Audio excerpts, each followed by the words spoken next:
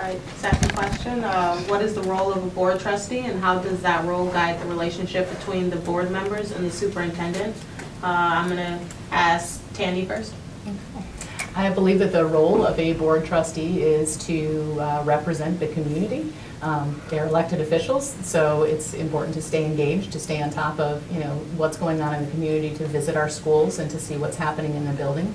I think that as far as, it is the board's responsibility to create policy. It is the superintendent's responsibility to see that that policy is enforced, not the other way around.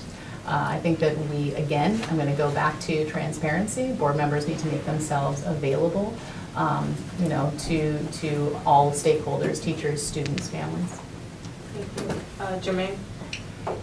Yes, to be a board member, I certainly believe that I am the voice and the representation of the community at large. I said it before that I work for you, the community. I'm your voice. And also for the superintendent, he is to listen to the board at large, and because you are the board's boss and we are his boss, and that's the way the structure is. And so that is a way also to create accountability that is needed on many boards just throughout the country.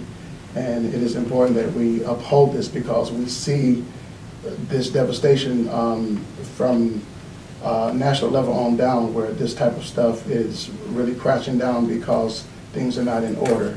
And so we certainly need to hold our superintendent accountable, and the community, you are responsible to hold us accountable. Thank you. Craig? The role of the board is to listen to the stakeholders and make policy.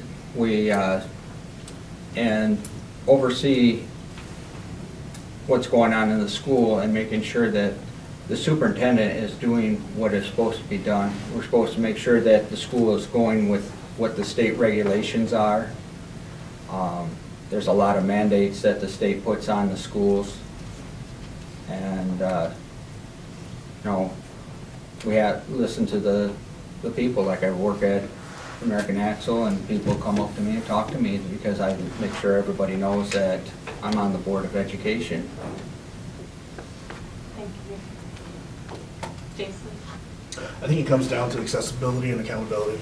You have to make yourself available to your constituents and hear their voice. You can't craft effective policy if you don't know what's going on, if you don't know what their concerns and challenges are. So you have to be able to go to the schools, talk to the staff, talk to the students, and then you can go back and take what you've learned and